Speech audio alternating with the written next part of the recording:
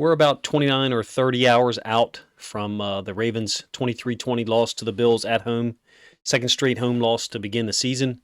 Fifth straight home loss overall, I believe, something like that. So we've had time to digest it. The film is out now, so a lot of us have had an opportunity to look at it. I hope you're enjoying the content that Ravens creators are putting out. Me personally, I'm going to try to unpack this or digest it in pieces because I find it's better, it's easier to understand things in that way. And I don't mean you, I mean myself. Trying to look at some of the situations and themes that I thought I saw during the game, and then attacking the film and the analysis from those perspectives, which hopefully are accurate from the beginning. So the first one of the first points that I made in the Discord, and a lot of people were talking about, like I said, there's like 60 people in there, so there's a lot of ideas, there's a lot of perspectives, and generally when you have that many people talking respectfully and exchanging ideas, you can come to the correct answer. Maybe correct answer is the wrong phrase. Maybe there's a better way to put it. So one of the main points we had was this. We went conservative again with the lead. In my opinion, up 17-3 with the ball, we went conservative. Now, I will talk about the phantom offensive pass interference call on Mark Andrews, and then Lamar missing Mark Andrews for a potential touchdown earlier, 2 plays before that one, that would have put us up 21-3, clearly. I will talk about that, but this is the possession thereafter. We're up 17-3 with the ball, and I think the Ravens lost the initiative. And my understanding about losing the initiative is you've lost the attacking foundation that you brought to that situation that got you to where you are. Now, we know that defensive turnovers really handed us short field. This is an excellent Bills defense, even with 2 or 3 guys missing. They're very well coached. They're very aggressive. I love the style that they play with. They're very athletic, and a lot of these guys have been around for a while with this franchise. It's not like they're going out. I mean, Von Miller's a free agent, yes. But a lot of these guys have been with the franchise for a while, if you ask me, and they play their brand of defense, and they know how to adjust. So is it possible that we do some of the things I'm going to advocate for and they still don't work when we're up 17-3? Yes, that's possible. That is possible. But at some point, the evidence, I think, should show you what we're doing is not working. So I don't think the Ravens have learned yet from a couple of lessons in the Miami game. And the one that I'm going to talk about is going conservative. So just to recap, we go up 7-0 after an early turnover on the shovel pass to J.K. Dobbins, who I thought had a great impact. I know he only averaged like 3.3 yards per catch or yards per carry or something like that, but I thought he looked dangerous. I thought he looked explosive. His burst doesn't look exactly the same to me, but everything else does. Ability to make people miss, gain a couple of extra yards, when you need him to. That touchdown right there, I believe, put us up 14-3. We would go up 17-3 later on, and have command of the football, all right, and an opportunity to really get ahead on them. So this is a 2nd and 6. We have the ball up 17-3.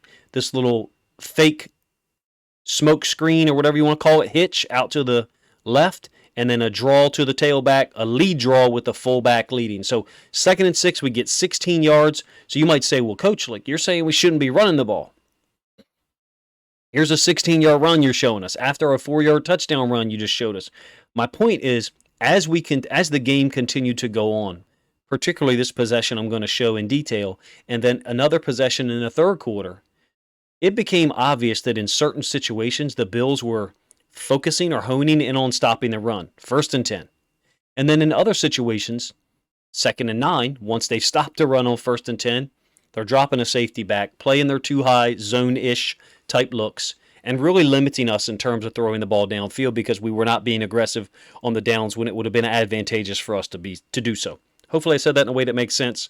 Tried to touch on or throw my point out there. So 1st and 10 after that 16-yard run by Dobbins, you get the regular 4-3 front by the Bills. Now, in some cases, they're not, it's not actually their 4-3 personnel-wise. They have Taron Johnson, playing in the box because he's such a versatile guy. And he's capable, and he's physical, and he's a great tackler. So I'm talking about number 7. He was number 24 when we played them in the playoffs in 2020 up in Buffalo. He's the guy who had the pick 6. So they're able to stop the run in certain situations with two high safeties, and they're able to stop the pass from this alignment. My opinion, they're doing this right now because we haven't shown them, we haven't revealed our hand to them. It took 3 or 4 or maybe even 5 first and 10 play calls in a row for their coaches to kind of recognize, okay, we see what they're doing on 1st and 10. Let's go ahead and move someone up. So what I mean is later on, you're going to see in this cut up, this video I'm showing you, you're going to see them move that safety forward, basically say, we're going to confront you with a 9-man front. I understand what the Ravens are trying to do here. Let this run one more time. It's called Jill ISO. Have seen it very rarely with the Ravens. Some people would call it a cross block. You have this tight end who's off the line here, which is Andrews. You have this 5 technique who's lined up inside of him. So what we're trying to do is take Falele and base that 5 technique out, get him moving this way some. It would never get him to move as far as the line I just drew, but for the purposes of this illustration, this explanation, I decided to draw it like that. So let's be a little more realistic. We're trying to get him expanded to the left, him being that DN, I think Rousseau, and then step Andrews in behind and lead him up on one of these linebackers. Like I said, Taron Johnson is in there lined up at the will, so they have their nickel personnel on the field, which I think is interesting. We have 2 running backs, Ricard and JK, and we have 2 tight ends. And the Bills are not doing what a lot of teams had done prior to this, which is play their base defensive personnel, and then we go empty, we split Andrews out wide. It's kind of like they've caught on to our trick or the reason behind, what we're doing in terms of having heavy personnel groups on the field, moving Ricard to tight end, Andrews out to receiver, and now kind of outflanking you because we have your base defense, your slower linebackers on the field. You can see the Joe ISO play doesn't work. Powers kind of gets driven back in the backfield. Falele doesn't really get any movement on Rousseau at all, and Andrews trips over someone's feet. I think it's the D tackle that Powers is dealing with in here. Can't get through the hole, so we get nothing from him in terms of an isolation block. Ricard can't pick anybody up. Really, really poor job, if you ask me, by the left guard and left tackle on that play. And the Bills were not even in, what you would consider their heavy run-stopping front. For purposes of illustration, this is the very next play, I believe. 2nd down and long. Look at the alignment that you see with these guys. Look how spread out they are. Now, granted, our formation is spread out, but we've got Likely on the field now. We've got Demarcus Robinson. Very clear that it's a pass formation. And luckily, we get this unbelievable play by Lamar when the pass rush really collapsed the pocket. And then there's something about Devin Duvernay. He seems to make these plays. He had this somewhat juggling, timing catch in the back of the end zone against the Vikings last year at home. When Tyson Williams fumbled the ball on that big hit against the Chiefs at home in week 2, the person who caught it in the midair and scored was Devin Duvernay, right? And now you have a third instance of something. There's something about Devin Duvernay. There's some good karma, he must be living right. So we're fortunate to get a first down there, even though Mark Andrews was open. You didn't really get a good great angle of it. We get a 1st and 10 on the Bills 39. Again, we're up 17-3. A touchdown here makes it 24-3. Bills in what I would say is an 8-man front. Now they're attacking us in a fundamental way, though, if you ask me, to the tight end nobody side. So we have a tight end there, and they've got what looks like it looks like that DN's either head up or slightly inside shade. Then they've got a corner sitting outside and a safety sitting over the top. So if we were to try to run, let's say, to this side, let's say we ran option to this side with Lamar. We know that these 2 H-backs, these 2 tight ends, one of them's Ricard and one of them's a tight end. We know they're going to lead, but the way the Bills look at it is they've got a force player to turn the ball inside. They've got an inside-out runner in the linebacker. Mike's going to be able to fold over the top, depending on the scheme, that we run in terms of the direction of our flow. And then they've got an alley player in the strong safety. So they're not giving us backside anything that we can use necessarily. Really, we did not do a great job run blocking them. And I don't like this scheme at all, personally. We're veer releasing with Andrews outside to go get the corner for some reason.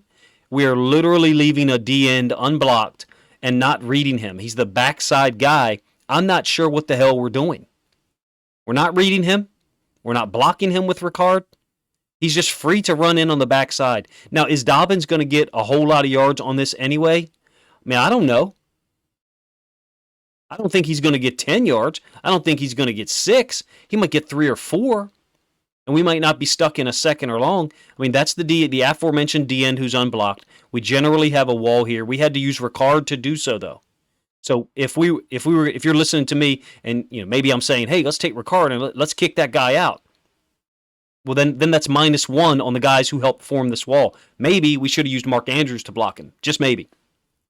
So poor decision if you ask me to run. Did not like that 1st and 10 scheme, just like I didn't like the one before it. We eventually did pick up the first down there, to be honest with you, though, on a 3rd and 2. I believe that was a run by Lamar, but I could be wrong. So this is the very next 1st and 10. The very next 1st and 10 from the Bills' 29-yard line. What do? At this point, I believe the Bills have picked up on it. I believe they understand, okay, it's 1st and 10. This guy's run sheet, he's taken his balanced play calling sheet and he's moved it to the right. However big the desk is that Greg Roman is operating on, like that sheet is way far to the right. And the sheet he's got out in front of him now is his 1st and 10 run sheet. So let's go ahead and let's roll everybody else up in here. I don't know what that looks like to you. It doesn't look like to me something that we should try to run into. I feel like we have weapons out here. Certainly looks like a man-to-man matchup. I like the Bills' defense. I think they play great. Even with some backups on the field in certain cases, we should challenge them. I don't care if we're going up against the 86 Bears with some of the man corners they had. If we get these matchups with Devin Duvernay and Rashad Bateman, we should be taking shots down the field. We should be pushing off, bringing it back to the sideline, a comeback. Do we need time to make that happen? Yes, we do. Hey, newsflash, we're going to be having to protect on 3rd and long anyway if we run on 1st and 10. Why don't we throw on a rundown? I mean, to me, this seems very simplistic. I will have a video out on Justice Hill. I think he's playing out of his mind right now. It's great to see on many levels. I did not want him to get the ball in this scenario. I think that's the 3rd or maybe the 4th 1st and 10 in a row that I have shown you where we have run the ball. All right, short gain or no gain, I guess. 2nd and 10.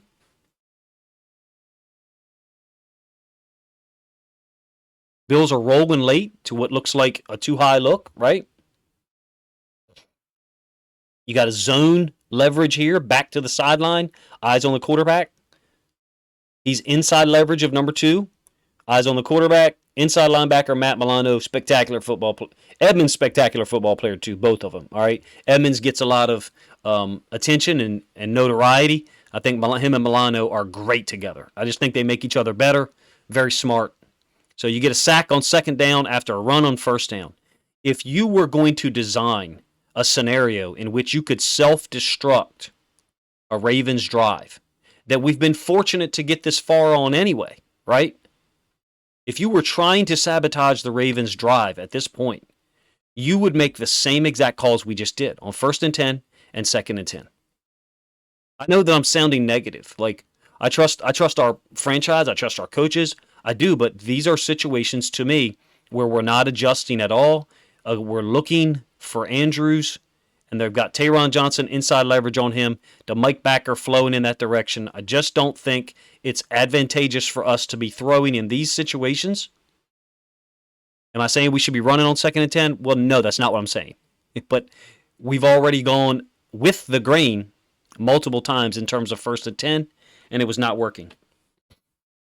All right, 3rd and long, 3rd and 17, 3rd and 16, something like that, and a great completion to Duvernay, who's just having an unbelievable start to the season. I don't know, we can live in an alternate version of reality for about 30 seconds where Lamar throws the ball to Duvernay in the backcourt in the end zone. I'm not saying it's going to be an easy throw, and I think his field of vision to see Duvernay was probably difficult. I think that play's designed to go to Duvernay for real, I do. In that alternate version that I said we could look at, like we could think about 15 seconds ago, Duvernay catches the football, and literally we're talking about how good is Devin Duvernay? Is he better than we, even all of us, think he is? Under a best-case scenario. All right, so we got to settle for a 51-yarder in the rain, and Stover knocks it through. 20-3. 20-3, right? We know the Bills go down and score to make it 20-10 at halftime. This is our first drive of the second half, I think. Yes, our first drive of the second half. This is a 1st and 10 at the -25. Run play. And it's not like the Bills are doing anything special here. I mean, they do have they're 4-2-5 in here. There's your 4 linemen. There's your 2 inside backers. That's a corner. Taron Johnson, again, is up here. Inside leverage on Duvernay. There's 2 high safety. It's not like they're doing anything special to stop this run play. It's an F counter scheme. And Falele misses the block. And Falele, look, man, he's been a revelation. With the injury to James and Makari and Stanley not back yet. I actually do think he's coming back soon. Falele's been a revelation, but he misses this block on Milano. And if we get this block, then we're in business. We got, down. We're pulling and kicking. Ricard is pulling and rapping, all right? Falele's job is to go down here and combo to the backside inside linebacker, which is Milano. I don't give you the end zone angle on all of these because the place I'm recording it from, it's kind of cumbersome to do so. I mean, this is here. We've got a kick-out block here. Ricard, we have a hat for the hat there, Edmonds. All we got to get from Falele is seal off Milano. He whiffs. Totally whiffs. I don't think that's characteristic of Daniel Falele. I think he'll go tighter on his track next time. If Milano wants to scrape over the top because you, Falele, you go tight, that's okay. We're still going to give the running back, Justice Hill, who trusts. Look at the way Hill hits this. He trusts that this hole is going to be there. I think, man, Justice Hill's a great story. I have a video coming out on him, late tonight or early tomorrow morning. But a missed opportunity. But again, poor play call, if you ask me. Poor play call. I mean, we did actually get 4 yards there. All right, we get the first down by QB power read. Surprise, surprise, from Lamar. I think the Bills are in a pretty good look. It's an interesting look. They've taken the D end and they've stuck him back to this backside. That's a defensive end there. I think Lawson, I believe. Maybe it's Rousseau, but I don't think so. And then the other, quote, edge player up here is a safety. So they're in their nickel look, but they've made it look like a 5-2 or 3-4, okay? Hopefully that makes sense. I'm not talking about this nickel, who's this DB, excuse me. I think that's Taron Johnson, who's lined up on Andrews. I thought Taron Johnson did a pretty good job competing with Andrews, even though I think there was at least one time he should have been called for pass interference. So the safety's going upfield to take away Justice Hill to force Lamar to keep it. I like the read they're forcing, but it's just Lamar, and it's a great concept. As an aside, man, pretty difficult for me to imagine that we shouldn't be running your classic slant flat back here. This is a D end, not an outside line. I'm not saying he can't cover at all, but I would love to see us run the slant with number 1, whether that was Bateman or Demarcus Robinson. If it's man, which it certainly looks like it is to me, we get in this corner out of there, and then either the linebacker, Matt Milano, who's a great football player, is running with the running back. Fine, let's take the matchup and see if we can make him miss. Or, even better case scenario for us, this guy's being trained like a 3-4 outside linebacker. Don't let the running back cross your face, and he's running with him. Well, now let's turn this thing into a wheel. I think that was a possible adjustment, particularly on 1st and 10. Safe call, because to me, the guys that we're having trouble with on the pass rush was the edge guys. Well, this is the edge guy right here. Let's go ahead and put him in conflict, slant flat, and let's see what he does. If they play man, okay, fine. They play man.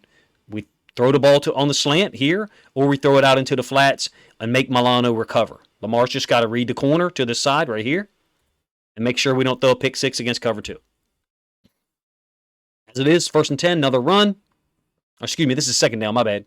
2nd down, we get 1st down by Lamar. All right, creates another 1st down. You guys get one guess. Now the Bills have picked up on it, right? At this point, it's like, okay, God, we understand. Thank you, Ravens. Thank you, Greg Roman. You got a 9-man front. All right, they've rolled the safety down weak. Remember that guy I drew earlier? He was back here. I drew a line. Now they've rolled him up because they understand. They understand what we're doing. Pure chaos. Trying to run the ball against that. Pure chaos.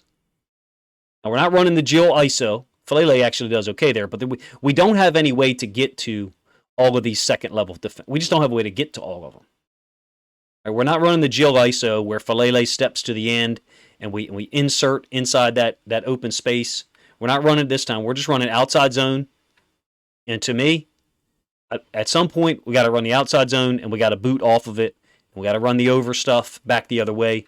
Keep people honest. Not saying it's going to spring free, but 1st and 10 was not a rundown against this Bills team from mid-second quarter until really the end of the game, that final drive, where we unfortunately turn it over in the end zone. So short gain, if much at all, on 1st and 10. Bateman, 2nd down, good catch. This is what I think we have to do at some point with Bateman, is put him in the slot. I mean, this is what, let's not be too proud. Let's not be like, oh, we got to leave Bateman as the outside receiver because he's our best guy. And he's way better than he showed yesterday. I'm not even going to address that. He's way better than that. So, period. I believe that, and I think we'll see it. Don't be too proud to put him in here. Let him get a favorable matchup. Cooper Kupp had, 145 catches last year on like 387 targets or something? I bet you half of them were operating against linebackers like that. Or just your shake route, where it's your shake and you can go out, your shake and you can go in. Don't be too proud, if you ask me, to do this, maybe even on 1st and 10. Just a thought. All right, creates a 3rd down, and unfortunately, despite what looks like a pretty good ball by Lamar, Bateman drops it. Is it a little further out in front of him? When I watched it the first time, I thought it was quite far. Here it doesn't look so bad to me. This is a ball that Bateman's got to catch. This is a ball that he can catch. It's a ball that he has caught before. Now, having said all that, I mean, we can work with this, can't we? You tell me what you see. I'll try to get this to where it's just rebooting every time so you can see the whole thing multiple times over and over. Me personally, I don't see everything the first time through. I got to kind of watch it multiple times. I feel like we can work with this. By the way, that's Taron Johnson, who's an extremely underrated football player. Extremely underrated. Against the run, against the pass, he does everything. He plays like a linebacker sometimes. Plays like a DB, plays like a safety. I think he's elite. I don't even like using that word because then people start asking me, well, who's your top 5? Who's your top 10? That's a dumb conversation. Rashad Bateman just took Taron Johnson to school with his release. He dropped the ball. So I hope he's pissed off because I am. I don't know about you, but I'm pissed off. I'm pissed off that we had opportunities to extend the lead, didn't take advantage of them. Lamar missed the touchdown pass to Mark Andrews. The refs robbed us of a perfect opportunity, 1st and goal from the 1. But there again is that issue. How many chances have we had 1st and goal from the 1? How many have we converted? And then these run calls is too conservative, is my overall point. I didn't touch on that enough. It's too conservative. It's too vanilla. It's almost like, and I said this in a reaction video, where we get up 17-3 or 14-3, and we're like, oh, what do we do now? We had a game plan to do A, B, and C, but now suddenly we've got this big lead, and there's only 39 minutes left in the game. Let's run the ball and shorten the clock. No, I think that philosophy's got to go out the window. That's a last year thing. That's a 2021 thing. With a depleted team, that had the ability to run the ball when we were running the option stuff with Lamar. Now, we did run the ball better later with Justice Hill. We did. So I'll show you some of that film too. My point is we were too conservative on these 2 or 3 possessions overall. I kind of blabbered on a little bit about some of the plays, just trying to show you some of the things I thought I noticed. This Bills team is way more disciplined than we were ready for, if you ask me, in terms of stopping the run on 1st and 10, safeties coming up, either pre-snap or post-snap based on a read, and then once they got us in 2nd and long, they've won, meaning they've got the initiative now. We had to declare. We should have declared to them, you can't count on run on 1st down, and if we get 4 or more, then maybe run again, or pass on 2nd down if it's 2nd and 7 or longer. We have to mix that up, and I thought we did a good job of that through the first 3 weeks, maybe definitely 2 weeks. I thought we were throwing on running downs, and I thought we were sometimes running on throwing downs. And I'm not saying you got to do that all the time, but we got to mix it up. And to me, we were so vanilla and so predictable in terms of run pass on 1st and 10. I'm focusing this video on just that situation. I'm not talking about other situations and analyzing them. In my opinion, our coaches failed us with the fourth and 2 decision, but that's not the point of this video. The point of this video is I think our offensive coaches failed us from being too predictable on 1st and 10, especially from early mid-second quarter to somewhere in the late 3rd or 4th. There was 2 pass plays in a row on 1st and 10, one to Ricard, late 3rd quarter, 4th quarter, 6 yards. Another one to Dobbins, I thought was 7 or 8 yards, maybe more. And I think there was a pass somewhere in this time period here on 1st and 10 that was for like 7 yards. Nothing wrong with 2nd and 3. Certainly better than 2nd and 9, right? So let me know what you think of my thoughts. I'm focusing this in. I'm not going to be answering a whole lot of questions about other issues in the chat for real. I'm going to try to focus them in on this issue and why it is twice now at home we've got, let's be honest, a 14-point lead is not a big lead.